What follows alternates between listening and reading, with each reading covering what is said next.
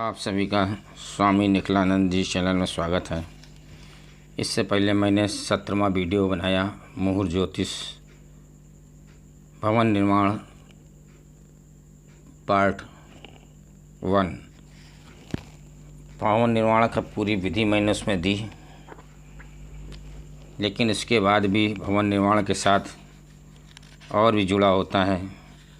चौखट लगाना, घर में प्रवेश करना, शांति कार्य इत्यादि। भवन निर्माण से संबंधित में ये पार्ट 2 है। चौखट चढ़ाने का मुहूर्त। आपने मकान बनवा लिया, कमरे बन गए, अब चौखट लगाना है। चौखट का अपना बहुत विशेष महत्व होता है। तो चौखट लगाने का मुहूर्त समझ लीजिए। तिथि पंचमी, सप्तमी, वृश्चिक, अष्टमी और नवमी शुक्ल पक्ष की वार, रविवार, मंगलवार, शनिवार को छोड़ करके बाकी सब वार इसमें लागू होते हैं। और नक्षत्र अश्विनी नक्षत्र, रोहिणी नक्षत्र, मृगशिरा नक्षत्र, पुनर्वसु नक्षत्र, उत्तरा फाल्गुनी नक्षत्र, उद्रा भाद्रपद नक्षत्र, उत्तराखाड़ नक्षत्र, हस्त नक्षत्र, स्वाति नक्षत्र, श्रवण नक्षत्र और रेवती नक्षत्र। ये नक्षत्र उस दिन होने चाहिए, तब चौखट लगाना चाहिए। चौखट लगाने के बाद चौखट कहते नहीं है कि तो आओ तुम मेरी चौखट लांग के देख लेना, तुम्हारी में हिम्मत हो तो। ऐसे बहुत से लोग बोलते हैं जब झगड़ा वगड़ा किसी तुम्हारी मेरी चौखट के पास आके तुम देख लेना।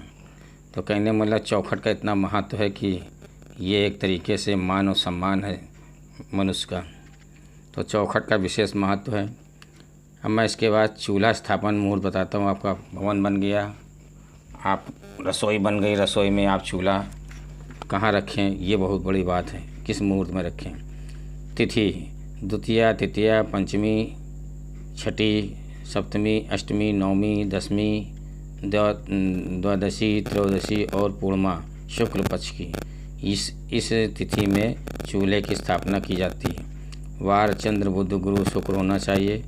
नक्षत्र उस दिन जो होना चाहिए, रोहिणी, आद्रा, पुष्प नक्षत्र, उत्तरा फाल्गुनी नक्षत्र, उत्तराषाढ़ नक्षत्र, उत्तरा भाद्रपद नक्षत्र, ये नक्षत्र होने चाहिए।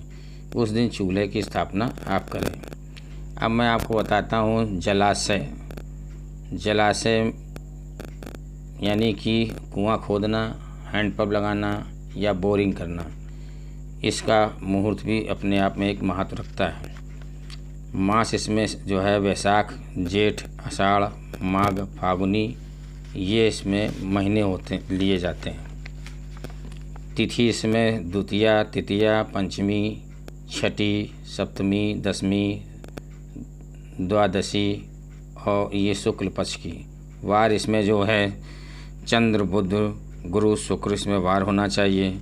नक्षत्र अश्विनी नक्षत्र, रोहिणी नक्षत्र, मृगशिरा नक्षत्र, पुनर्वसु नक्षत्र, पुष्प नक्षत्र, उत्तरा फाल्गुनी नक्षत्र, उत्तरा भाद्रपद नक्षत्र, उत्तराषाढ़ नक्षत्र, हस्त नक्षत्र, चित्रा नक्षत्र, स्वाति नक्षत्र, अनुराधा नक्षत्र, श्रवण नक्षत्र, धनिष्ठा नक्षत्र, शतभिषा नक्षत्र और रेवती, ये नक्षत्र उस दिन होने चाहिए। और लग्न वृक, कर्क, तुला, धनु, मकर, मीन, ये लग्न होनी चाहिए। पाप ग्रह निर्मल हों, गोचर में उस स्थिति जो है पाप ग्रहों की निर्मल हों और जलचर राशि का चंद्रमा हो या जलचर राशि की लग्न हो। शुक्र गुरु अस्त हों, लग्न होना ये आवश्यक है, ठीक है ना। गुरु शुक्र अस्त हों, दक्षिणायन में सूर्य हो, 13 राशियों तिथियों का पक्ष, भूषण, 6 मास, अधिक मास, भद्रा, कुयोग आदि वर्जित हैं। ये इसमें ज़रूरी है। अब निर्वार चक्रवय राहु नक्षत्र से चंद्र नक्षत्र तक गिनने से अब इसमें हम इसकी विधि बताते हैं। प्रथम 3 नक्षत्र में पूरब दिशा में फल सूजल के समान होता है। उसके बाद के 3 नक्षत्र दक्षिण दिशा संबोधित करता है तो वहाँ पर दुख प्राप्त होता है। उसके आगे के 3 नक्षत्र पश्चिम दिशा होती है, उसकी भय का कारण बनता है। और उसके आगे के 3 नक्षत्र उत्तर दिशा बनती, इसमें धन प्राप्ति होती। उससे आगे के 3 नक्षत्र मध्य, इसमें सुयश प्राप्त होता है। उसके आगे के 3 नक्षत्र अग्नि दिशा में फल भय का होता है। उसके आगे के 3 नक्षत्र नैऋत्य दिशा होती है, इसका फल जो है पीड़ादायक है। उसके आगे के 3 नक्षत्र वायव्य दिशा बनती है और भयकारक होता है। उसके आगे के 3 नक्षत्र ईशान कोण बनता है, दिशा बनती है, भयकारक है। ये मैंने आपको बताया कि इन नक्षत्रों में कौन सी दिशा बनती है और कौन सी दिशा में ये हानिकारक है लगाना। अब मैं आपको चंद्र द्वारा जल प्रमाण बताता हूँ कि चंद्र की किस राशि में चंद्र होगा तो उस राशि में जल कितना प्राप्त होगा उस बोरिंग से, कुएं से या अपने हैंडपम्प जो लगाया। आप ये मान के चलिए चंद्रमा तो जल का कारक है ही है। और कर्क, मकर, मीन राशि के चंद्रमा में बहुत जल प्राप्त होता है। अगर कर्क, मकर राशि और मीन राशि पर चंद्रमा है, उस समय अगर बोरिंग की जा रही है तो उसमें जल की अफरात प्राप्ति होती है। अगर इसमें मेष, कर्क, सिंह, कन्या और धनु राशि में अगर चंद्रमा है और बोरिंग आप कर रहे हैं तो निर्जल का मतलब कि आप वहाँ पर जल की प्राप्ति नहीं होगी। अगर थोड़ी बहुत हो भी गई तो वो सूख जाएगा। वृक्ष और कुंभ राशि में चंद्रमा हो तो अर्ध जल, मतलब आधा जो वहाँ पर जल है उसकी प्राप्ति अर्ध जल के समान होगी। तुला और वृश्चिक राशि के चंद्रमा में अल्प जल, बिल्कुल मामूली सा जल, अगर तुला और वृश्चिक राशि में चंद्रमा है और उसमें खुदाई कर रहे हैं आप तो वहाँ पर अल्प जल भी प्राप्त होगा। ये मैंने आपको जलाशय के बारे में, मुहूर्त के बारे में बताया। अब भवन तो निर्माण कर लिया, जलाशय भी बन गया, रसोई भी आपकी, चूल्हा भी रख गया, लेकिन अब देव प्रतिष्ठान मूर्ति, मतलब देवताओं का स्थान बनाने के लिए भी तो आपको आवश्यकता पड़ेगी। उसका मुहूर्त समझ लीजिए। मास वैशाख, जेठ, माघ, फागुनी, ये मास होते हैं, पर मास में देव प्रतिष्ठा वर्ज्य है। माघ के महीने में देव प्रतिष्ठा वर्ज्य है, मतलब वर्जित है।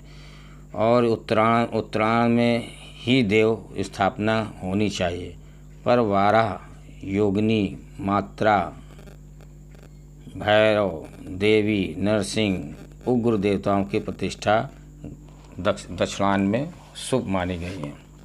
अब इसकी तिथि समझ लीजिए। द्वितीया, तृतीया, पंचमी, छठी, सप्तमी, दशमी, एकादशी, द्वादशी, त्रयोदशी, चतुर्दशी और पूर्णिमा, ये शुक्ल पक्ष की तिथियां इसमें मान्य हैं। समानतः जिस देवता के लिए जो तिथि निर्धारित है उसी तिथि में उस देवता की प्रतिष्ठा होनी चाहिए।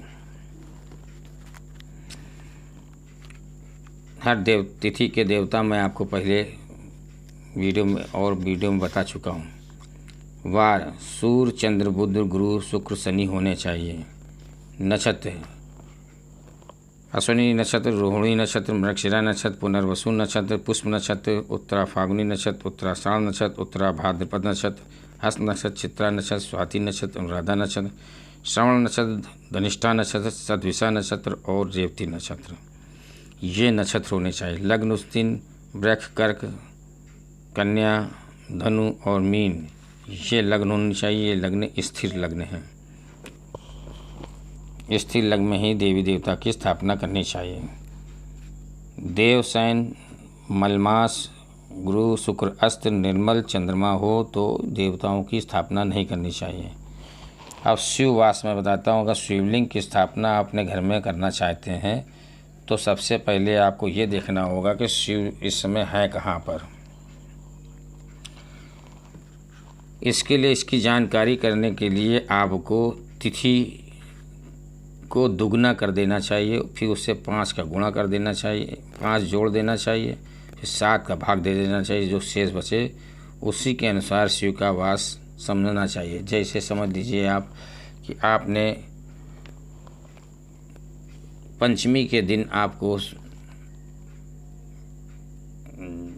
शिवलिंग की स्थापना करनी है, तो पंचमी के दुगना 5, पंचमी का 5 अंक है तो उसका दुगना हो गया 10, 10 में 5 जोड़ दीजिए, 5 जोड़ने के बाद 7 का भाग दे दीजिए। जो शेष बचे वहाँ उस समय वो जो शेष बचे वही स्थान शिव का वास है वहाँ पर। अब उसका फल वो समझ लीजिए शेष का। अगर 1 बचता है तो शिव का वास कैलाश में होता है और शुभ लाभकर है। 2 बचता है तो गौरी सह यानी गौरी सह में वास होता है और फल इसका संपत्ति प्राप्ति होती है। अगर 3 बचता है तो वृक्ष पर सवार हैं और सिद्धिदायक इसका फल है। 4 बचता है तो सभा में बैठे हैं भगवान, तो समझ लीजिए कि संताप पीड़ा प्राप्त होगी अगर शिवलिंग की स्थापना इसमें करते हैं। अगर 5 बचता है तो समझ लीजिए प्रभु भोजन कर रहे हैं, उस समय स्थापना करी तो दुख होगा। और 6 बचता है तो रमण में है प्रभु, तो अगर उस समय स्थापना की तो कष्ट होएगा आपको। 7 बचता है तो शमशान में है, तो समझ लीजिए उस समय स्थापना करी तो आपकी मृत्यु निश्चित है।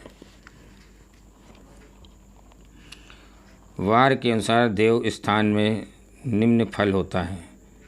आप समझिए निम्न फल किस प्रकार का। रविवार को देवता उग्र देवता का स्थापना होती है, सोमवार को क्षेमदायक देवता की, मंगलवार को अग्निदायक, बुधवार को वरदायक जैसे कि गणेश जी, गुरुवार को सुखदायक, शुक्रवार को आनंददायक और शनिवार को सामान्य देवताओं की स्थापना की जाती है। उग्र देवताओं की स्थापना रविवार को ही की जाती है।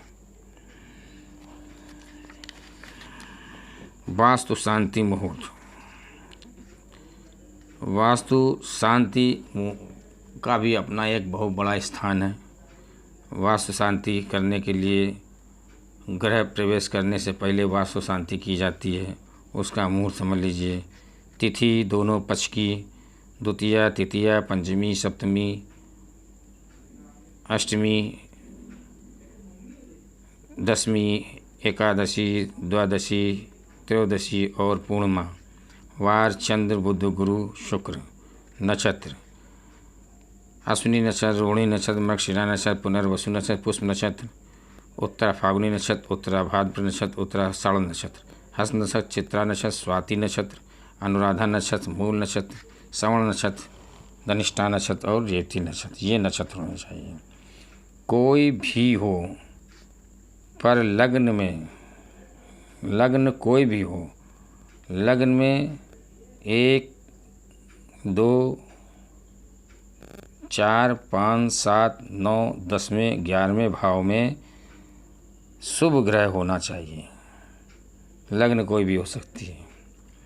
और तीसरे, छठे और 12वें भाव में पाप ग्रह होना चाहिए। ये इन घर में शुभ ग्रह बली होते हैं और इन 3, 6, 12वें में पाप ग्रह बली होते हैं। ये मैंने आपको बताया लग्न। अब ये समझिए अग्निवास चंद्रबल भद्रा विचार कर लेना चाहिए कि ये उस दिन तो नहीं है। हवन चक्र शोधन का कोई दोष नहीं, कोई आवश्यकता नहीं। ग्रह बन जाने पर उसमें रहने से पूर्व यज्ञ आदि धार्मिक कार्य वास्तु शांति कर लेनी चाहिए। अब मैं आपको बताता हूँ नूतन गृह प्रवेश, यानी कि आप गृह प्रवेश कर रहे हैं। मास वैशाख जेठ आषाढ़ फाल्गुन ये 4 महीने में ही गृह प्रवेश होना चाहिए। तिथि द्वितीया तृतीया पंचमी सप्तमी दशमी त्रयोदशी ये शुक्ल पक्ष की होनी चाहिए। वार चंद्र बुध गुरु शुक्र शनि ये होने चाहिए। नक्षत्र अश्विनी नक्षत्र रोहिणी नक्षत्र मृगशिरा नक्षत्र पुष्प नक्षत्र उत्तराषाढ़ नक्षत्र उत्तराभाद्र नक्षत्र भाद्र नक्षत्र उत्तरा के तीनों नक्षत्र हस्त नक्षत्र चित्रा नक्षत्र स्वाति नक्षत्र नर्मदा नक्षत्र श्रवण नक्षत्र निष्ठा नक्षत्र और रेवती नक्षत्र। लग्न समझ लीजिए द्वितीया तृतीया वृष मिथुन सिंह कन्या मकर कुंभ और मीन लग्न होनी चाहिए। अब वर्जित क्या है? दग्ध रिक्ता शून्य तिथियां अमावस्या द्वादशी शुक्र योग अष्टम लग्न भद्रा चर लग्न धनु कुंभ और मीन की संक्रांति नहीं होनी चाहिए। गृह प्रवेश में वामार्क विचार पर अवश्य विचार करना चाहिए। द्वार दिशा समझ लीजिए आप। सूर्य अगर वृश्चिक धनु मकर कुंभ मीन में है तो आपकी पूरब दिशा बनती है, पूरब दिशा में उसका। और यदि पूरब दिशा से प्रवेश यदि पश्चिम वृष मिथुन कर्क सिंह कन्या में अगर सूर्य है तो पश्चिम दिशा बनती है। कुंभ मीन और मेष में अगर है तो उत्तर दिशा। सिंह कन्या तुला वृश्चिक और धनु में है तो दक्षिण दिशा। पश्चिम दिशा में मुख्य द्वार हो तो नूतन गृह प्रवेश समय में लग्न ऐसा लेना चाहिए कि जब कि सूर्य 2 3 वृष मिथुन कर्क और सिंह और कन्या भाव में स्थित हो। ये इसमें बताया कि पश्चिम दिशा में अगर आप बैठते हैं तो ये मैंने आपको बताया कि सूर्य किस किस राशि में होगा तो वो दिशा उसी दिशा में बैठ कर के आप गृह प्रवेश कर सकते हैं। दिशा तिथि विचार आप समझ लीजिए। यदि मुख्य द्वार पूर्व में हो तो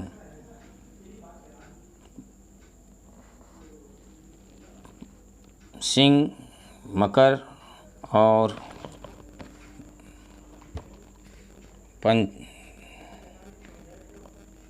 पंचमी दशमी और यदि मुख्य द्वार पूरब में हो तो पंचमी दशमी और पूर्णिमा तिथि श्रेष्ठ रहती है। यदि मुख्य द्वार पश्चिम में है तो उसमें द्वितीया सप्तमी और द्वादशी तिथि श्रेष्ठ रहती है। यदि मुख्य द्वार उत्तर हो तो तृतीय अष्टमी और त्रयोदशी तिथि श्रेष्ठ रहती है। दक्षिण हो तो प्रतिपदा और छठी और एकादशी तिथि श्रेष्ठ रहती है। गृह प्रवेश अब भद्रा विचार। गृह प्रवेश मुख्य द्वार से करना चाहिए। उस समय भद्रा जो है सन्मुख या वामस्थ नहीं होनी चाहिए। ये आपको मैंने बताया। नूतन गृह प्रवेश मंगलाचार के साथ वाद ध्वनि करते हुए करना चाहिए। सर्वप्रथम कुल देवता की पूजा, अग्रजों का सम्मान करना चाहिए, ब्राह्मणों को प्रसन्न रखना चाहिए, धार्मिक कार्य एवं सभी संपन्न होने चाहिए। ये मैंने आपको बताया कि मुहूर्त ज्योतिष का ब्रह्मांड निर्माण से संबंधित मुहूर्त मैंने बताए। ये इनका अगर आप अनुसरण करते हैं तो आप निश्चित समझिए आप उस भवन का निर्माण कर रहे हैं कि उसमें कोई दोष नहीं हो सकता। जिस विधि से इसमें बताया उसी विधि से अगर आप कार्य करते हैं तो आपके भवन में हर प्रकार की सुख शांति रहेगी, कलह नहीं होगा, पारिवारिक झगड़े नहीं होंगे और धन धान की वृद्धि होएगी। इन सब चीज़ों को समझना बड़ा ही कठिन है। कोई उच्च कोट का ज्योतिषी ही इन सब चीज़ों को समझ सकता है, बता सकता है आपको। हर एक पंडित और ज्योतिषी के बस की बात नहीं। मैंने आपको ये आप 17वां वीडियो का पार्ट 2 दिया। आप इसका अपने जीवन में अनुभव करें, जीवन में उतारें और मैं ईश्वर से यही प्रार्थना करूंगा कि आप इसका सदुपयोग करें। आप हमारा ये ज्ञान हमारा आपको पसंद आया हो तो आप सब्सक्राइब ज़रूर कर दें। सब्सक्राइब करना बहुत ज़रूरी है। सब्सक्राइब अगर आप करते हैं तो मुझे ऐसा लगता है कि आप मेरा ज्ञान जो मैं आपको दे रहा हूँ, 40 साल की तपस्या का जो मैं फल आपको दे रहा हूँ वो अच्छा लग रहा है और आपने सब्सक्राइब किया, बेल आइकन दबा देंगे तो आपको मुझे ऐसा लगेगा कि आप मेरा ज्ञान जो मैंने वीडियो बनाए उसको पहले देखना चाहते हैं आप। तो सब्सक्राइब ज़रूर करिए, सब्सक्राइब ज़रूर करिए। इतना स्वामी निखिलानंद जी के लिए ज़रूर करें और शेयर कर दीजिए जिससे समाज में उसका फ़ायदा मिले, लाभ मिले और आप का वो गुण गाएगा जिसको आप ये ज्ञान देंगे। क्योंकि मुहूर्त ज्योतिष में मुहूर्त तो बता देते हैं लेकिन और बातें नहीं बताते। जो मैंने आपको सूक्ष्म से सूक्ष्म ज्ञान दिया है, गणित दी है इसके अंदर कि कैसे कैसे सब विधि पूरी दी, आप इसका अनुसरण करें और लाभ उठाएं। आप विश्व का कल्याण जयकारा जहाँ कहीं भी लगता हो उसको बंद कराएं, ये आपकी ड्यूटी बनती है। और धर्म की जय हो, धर्म का नाश हो, प्राणियों में सद्भावना हो, सनातन धर्म का विस्तार हो, सनातन धर्मियों का कल्याण हो, मेरे देश का कल्याण हो, ये जयकारा ओम हर हर हर हर हर महादेव, ये जयकारा लगना चाहिए। विश्व का कल्याण जहाँ लगता है उसको वहाँ नहीं लगना चाहिए, वहाँ पे ये जयकारा लगे। अधिक जानकारी आपको समझना है तो मेरे 4 वीडियो वो अवश्य देखें। सनातन गुण का विस्तार ऐसे होगा, सनातन धर्मियों का कल्याण हो, मेरे देश का कल्याण हो, ओम मुस्लिम पाप पुंज। ये आप वीडियो देखेंगे तो आप समझ जाएंगे कि मेरा ये वीडियो, ये जो जयकारा है सिर्फ कलयुग को भगाने के लिए है। इस कलयुग ने ये जयकारा हमारे पूर्वजों से निकलवा दिया, विश्व का कल्याण हो, जिसके कारण सनातन धर्म का ही हमेशा के लिए कल्याण हो गया। आप इस जयकारे पे ध्यान दें और मेरे 4 वीडियो अवश्य देखें, यही मेरी आपसे इच्छा है।